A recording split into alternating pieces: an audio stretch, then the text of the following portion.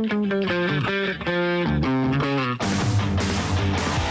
뜨거운 이슈 뉴스 시원하게 분석해드리겠습니다. 오늘의 커버스토리 박상현 아나운서입니다. 어서 오세요. 네, 안녕하세요. 박상현입니다. 네, 오늘 기온이 25도까지 오른다고요? 네, 오늘 꽤 많이 오르네요. 어제 비가 정말 많이 왔는데 네. 오늘은 또 180도 바뀐 날씨를 보이고 있습니다. 지금 서울 기온이 11도 정도라고 해요. 네. 낮 기온은 서울이 한 24도, 25도 선까지 올라서 예. 많이 또 따뜻할 것으로 예상이 됩니다. 근데 보면 11도에서 24도잖아요. 네. 일교차는 꽤 큽니다. 그렇기 때문에 그래요. 계속해서 또 옷차림은 신경을 쓰시는 게 좋겠습니다. 네, 잘 알겠습니다. 자, 국민의힘 경선부터 알아보죠. 네. 자, 김문수, 안철수, 한동훈, 홍준표로 결정이 된 거예요. 네. 일단 3강으로 꼽혀온 김문수, 한동훈, 홍준표 후보는 이제 포함이 됐고 나머지 한 자리가 누가 될 것인가, 누가 그러니까요. 차지할 것인가 이게 관심이었는데. 나경원이냐 안철수냐. 그렇죠. 근데 안철수 후보가 차지를 했습니다.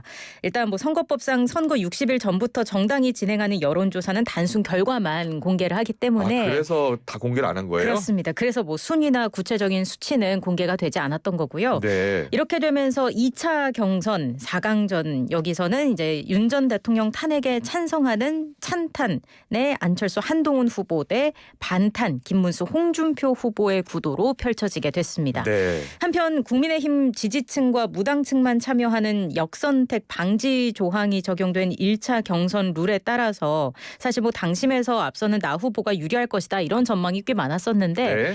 안철수 후보가 4강 마지막 티켓을 거머쥐지 않았습니까? 예. 여러 가지 해석이 나오고 있어요. 뭐 인지도 면에서 안철수 후보가 앞섰다라는 예. 얘기도 있고 반탄파에 힘을 실어주지 않는 전략적 선택을 했다라는 분석도 있습니다. 예. 반탄파 후보로는 대선을 이길 수 없다라는 생각이 드러난 거고 그래서 중도 확장성을 고려했다라는 분석이 있는 거고요. 네. 반면에 단순 표 분산으로 보는 시각도 있습니다. 그래요? 그러니까 탄핵에 반대하는 사람들 중에 이제 김문수, 홍준표 후보에 워낙 많은 표를 던져서 예. 상대적으로 나경원 후보의 득표율이 적었을 것이다. 이렇게 보는 시각입니다. 그래서 지지층의 표가 분산됐을 거라는 예. 관측이 나오고 있습니다. 그렇군요. 자, 그러면 1차 경선 마무리됐고 2차 경선 남은 일정 어떻게 됩니까? 일단 오늘 오후 2차 경선 미디어데이가 열리는데 여기에서 후보자별로 상대 한 명을 지목해서 토론하는 1대1 토론회 맞대결 라인업이 공개가 됩니다. 그래요? 예. 내일과 모레 1대1 토론회를 하고요. 26일 토요일에는 후보자 4명이 모두 참여하는 토론회가 예정이 돼 그렇군요. 있습니다. 예. 그리고 나서 오는 27일과 28일 일요일과 다음 주 월요일에 당원 50%, 일반 국민 50% 비율로 여론조사를 진행하고 다음 주 화요일에 29일에 결과를 발표합니다. 네. 여기에서 과반 득표자가 나오면 바로 최종 후보로 선출이 되는 거고요. 네. 여기서도 나오지 않는다, 과반 득표자가 없다 하면 상위 2명이 결선을 치르게 됩니다. 그렇군요. 이 경우에는 30일에 양자 토론을 벌이고 다음 달 1일과 2일에 당원 50%, 일반 국민 50% 여론조사를 거쳐서 다음 달 3일에 최종 후보가 선출되게 됩니다. 네, 보수 후보로 거론되는 한덕수 대행이요. 네. 자, 출마 여부가 관심인데 아직도 침묵하고 있고 4강 경쟁의 변수가 되고 있어요. 네, 한덕수 대통령 권한대행의 출마 여부가 추후 표심에 영향을 꽤 끼칠 수 있다라는 전망이 나오고 있는데요. 한 대행이 대선 출마를 선언할 경우에 한 대행과의 그 단일화가 보수 진영 경선의 최대 관전 포인트가 될 것으로 현재 보이잖아요. 예. 지금 국민의힘 후보 중에 한 대행과의 단일화에 가장 적극적인 인물은 김문수 후보입니다. 최근 그 캠프에 한 후보 차출론을 띄웠던 박수영 의원이 합류하기도 했다라는 소식을 저희가 앞서서 전해드리기도 했었는데 예. 만약 보수 진영에서 반 이재명 전선을 위한 한 대행과의 빅텐트 필요성이 커질 경우에 김 후보에게 당심의 무게추가 또 기울어질 가능성을 배제하기 어렵다는 관측인 거예요. 예. 그래서 한 대행 출마 여부가 4강 경쟁의 변수가 된다는 얘기가 나오는 겁니다.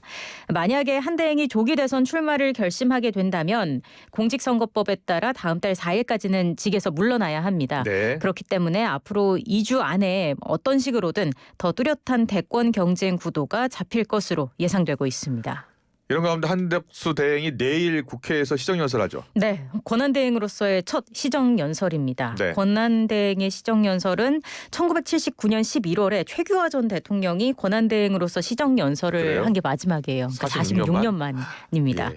어떤 메시지를 남길지 민주당의 비판에는 어떻게 대응할지 또 네. 관심인데요. 예. 한 대행은 그 시정연설을 통해서 민생과 국익을 강조하며 여야 협치를 당부할 것으로 예상됩니다. 한 권한대행은 지난달 24일 직무에 복귀한 이후에 통합과 민생을 중요시하겠다고 밝혔죠. 지난 18일 추경안을 심의 의결하는 임시국무회의에서는 일체의 정치적 고려 없이 오직 국민과 국가 경제만을 생각하며 국회에서 대승적으로 논의하시고 신속하게 처리해 주실 것을 간곡히 호소드린다라고 말을 했었는데 네네. 이번 시정연설에도 비슷한 내용이 담길 것으로 예상이 되고 있습니다. 네. 또 시정연설에는 윤 전 대통령이 파면된 이후에 도널드 트럼프 미국 대통령과의 전화통화를 비롯한 대미 협상을 안정적인 국정 운영 성과로 강조하는 내용도 담길 것으로 보는 시각이 많습니다. 네. 대선 출마 여부에 대한 명확한 입장 기대하는 분도 있는데 어떻게 예상하세요? 그러게요. 그거를 아마 많은 분들이 가장 좀 관심 있게 지켜보는 부분이 아닐까 싶어요. 예. 일단 민주당은 한 권한대행이 대선을 공정하고 중립적으로 관리할 책임을 벗어던졌다라면서 명확하게 입장을 밝혀라라고 압박을 하고 있는 상황이잖아요. 네. 그래서 메시지를 내놓을지 또 주목이 되고 있는 건데 글쎄요, 모르겠습니다. 한 권한대행이 일단 추경에 대한 협조, 그 국회 협조를 당부하는 자리에서 대선에 관련한 메시지를 낼지는 아직 뭐 알 수 없는 상황이기 때문에 뭐 지켜봐야 할 것 같습니다. 그런데요, 민주당이 지금 한덕수 대행 탄핵, 재탄핵 가능성 이야기가 나오고 있어요. 네, 계속해서 한 대행을 이제 비판을 하면서 재탄핵 가능성도 다시 거론이 되는 모습입니다. 네. 국정 및 대선 관리의 본분을 잊은 채 대선 출마를 저울질하는 등 이른바 자기 정치를 하고 있다라는 비판을 하고 있는 건데요. 네. 민주당은 특히 그 미국 트럼프 행정부와의 관세 협상에 적극적으로 나서는 모습을 보이는 건 역시 대선 출마용이라고 그래요? 보고 있습니다. 김민석 최고위원은 한 권한대행이 대선 출마를 정해놓고 졸속 관세 협상으로 출마 장사를 하고 있다 비판의 목소리를 냈고요. 조승래 수석 대변인은 정부가 미국과의 관세 협상을 위해 범부처 대표단을 꾸린 걸 두고 한 권한대행은 기어이 국익을 대권의 마중물로 이용할 작정이냐 지적했습니다. 장종태 의원은 간덕수라는 표현을 쓰기도 했어요.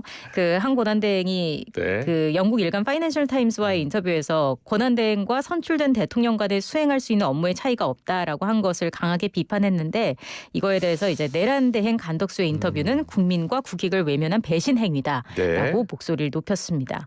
이렇게 민주당의 공세가 이어지고 있는데 당 일각에서는 앞서 말씀드린 것처럼 한 권한대행의 탄핵을 다시 추진해야 한다라는 목소리도 나오고 있습니다. 예. 진성준 정책위의장은 이런저런 기후로 때를 놓치면 돌이킬 수 없는 사태에 직면한다라면서 당과 국회가 결단해서 국무총리 탄핵 소추를 즉각 추진하자 이렇게 외쳤습니다. 그랬군요. 다만 이제 그 탄핵이라는 게 늘 나오는 것 중에 하나가 그 역효과 우려 아니겠습니까? 역풍 우려가 또 없지 않아요. 그래서 민주당 일각에서도 이런 탄핵 추진이 오히려 한 권한대행의 출마를 더 쉽게 만들어주는 역효과를 불러일으킬 수도 있지 않겠느냐라는 우려도 있기 때문에 좀 더 상황은 봐야 할 것 같습니다. 그렇군요. 한덕수 대행의 출마의 명분을 만들어주는 것 아니냐 그런 우려도 나오는군요. 알겠습니다. 민주당 경선 짚어보겠습니다. 자, 민주당 경선은 이재명 후보의 독주입니다. 네, 그렇습니다. 오늘 경선 후보들은 어디로 향합니까? 일단 어디로 향하기에 앞서서 이재명 후보의 그 행보를 먼저 좀 짚어볼게요. 그래요? 별다른 외부 일정은 보이지 않고 있어요. 지금 SNS를 통해서 정책 행보를 이어가고 있습니다. 그래요? 호남 경선 앞두고 호남을 찾는 후보들이 있던데 김경수, 김동연 후보는? 맞습니다. 이제 그 이 후보 같은 경우는 내일부터 1박 2일 동안 호남 지역을 누빈다는 계획을 갖고는 있습니다. 이재명 후보는 정책 행보를 좀 일단 보자면 탈플라스틱 선도 국가로 만들겠다는 목표로 내걸 내걸고 2040년까지 석탄 발전을 폐쇄하겠다는 내용의 기후 공약을 발표했고요. 예. 또 의료 정책과 관련해서 환자의 필요와 안전을 최우선으로 하는 개혁이 필요하다면서 공공의료를 강화하고 의대 정원을 합리화하겠다고 밝혔습니다. 지역별 의료 격차 문제가 심각하다는 데 대해서는 윤석열 정부와 의견을 같이 했는데 네. 다만 모든 이해 당사자가 참여하는 사회적 합의를 통해서 의대 정원 논란을 해소하자라면서 차별화를 시도하는 모습이었고요. 또 최근 정세균 전 국무총리와 비공개 회동한 사실이 공개되기도 해서 물밑 통합 행보도 계속되고 있다라는 분석도 나오고 있습니다. 말씀드린 것처럼 이 후보는 내일부터 1박 2일 동안 호남 지역을 누비면서 새몰이에 나선다는 계획입니다.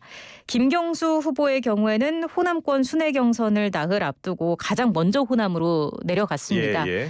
전북 전주에서 당원 간담회를 했고요. 오후에 광주 양동시장을 찾았고 광주시당에서 당원들을 만났습니다. 전통 지지층의 표심을 잡는 데 공을 들이는 모습이었습니다.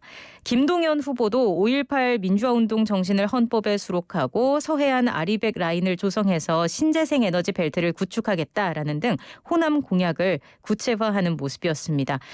김동연 후보도 오늘부터 2박 3일 동안 호남 지역을 돌면서 당원들을 만난다는 계획인데요. 이렇게 경선 후보들이 이제 호남 표심 경쟁에 뛰어들고 있습니다. 그렇군요. 호남 당원들을 대상으로 한 투표 오늘부터 시작이에요? 맞습니다. 총 4차례 열리는 당원 대상 그 지역 순회 경선은 지난주에 충청권과 영남권을 거치면서 예. 반원점을 돌았죠. 네. 이제 3차 호남권과 마지막 수도권 경선만을 남겨두고 있는데 당정 오늘부터 광주, 전남, 전북 당원 대상 투표가 사흘 동안 진행이 됩니다.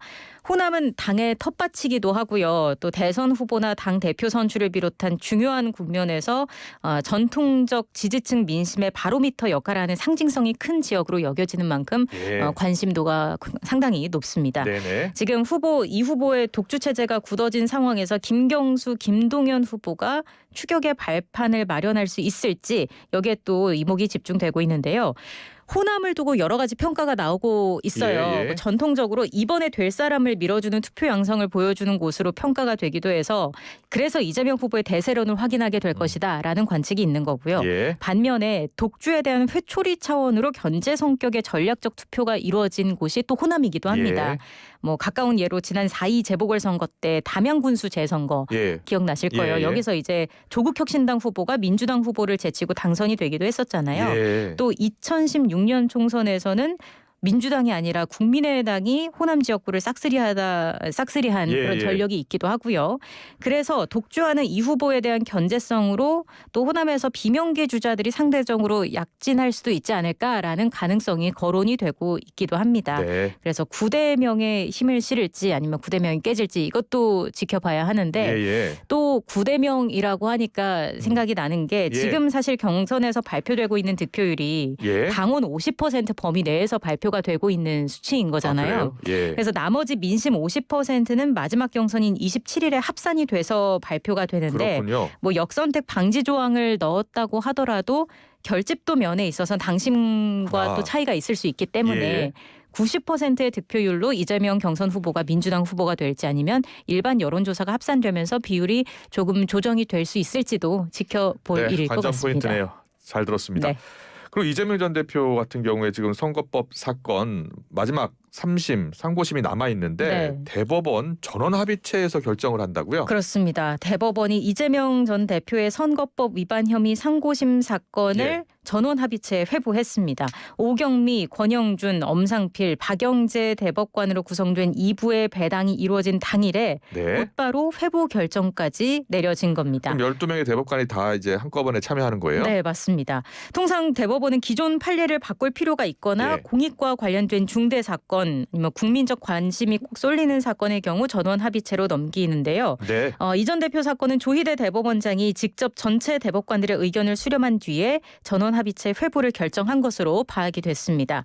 다만 중앙선거관리위원장을 겸직하는 노태학 대법관은 스스로 낸 회피 신청이 인용되면서 사건 심리에서 빠지게 됐어요. 그렇군요. 네, 선관위 업무를 총괄하는 만큼 노 대법관은 평소에도 선거 관련 사건을 심리하지 않는 것으로 전해졌는데 특히 이번 사건의 사건에는 처음부터 관여하지 않는다는 점을 공식적이고 명확하게 밝히기 위해서 회피를 선택했다고 대법원이 설명을 했습니다. 네. 그래서 말씀하신 것처럼 조 원장과 대법관 11명을 포함해서 모두 12명이 심리에 참여를 하고요. 과반수 의견으로 최종 선고를 내리게 됩니다. 그렇군요. 자, 그렇다면 이 대선이 42일밖에 안 남았는데요. 네. 언제쯤 결론 나올 것 같습니까? 이게 결국에 가장 관심인 거는 대선 전에 예. 결론이 나올지 여부 아니겠습니까? 예. 의견이 분분합니다. 아, 그래요? 예. 일단 전원합의체에서 대법관들 의견을 모으는 게 소부에서 논의할 때보다 오래 걸릴 가능성이 높기 때문에 네. 대선 전에 결론 내리는 게 쉽지 않을 거다라는 분석도 있는 거고요. 예. 반면에 또 신속 심리가 이루어질 가능성도 배제할 수는 없습니다. 그래요? 이게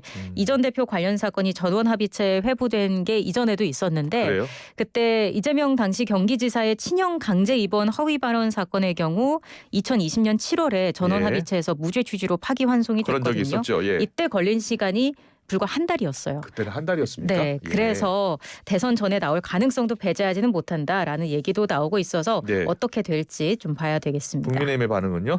이 사건의 중대성과 국민적 관심을 통감한다면 6월 3일 이전에 유권자의 상식과 법의 원칙에 부합하는 신속하고 분명한 판단으로 응답해야 한다라고 이야기를 하고 있습니다. 예. 하민경 대변인은 진실이 정의로 귀결되는 마지막 보루라면서 이렇게 이야기를 했고요. 네.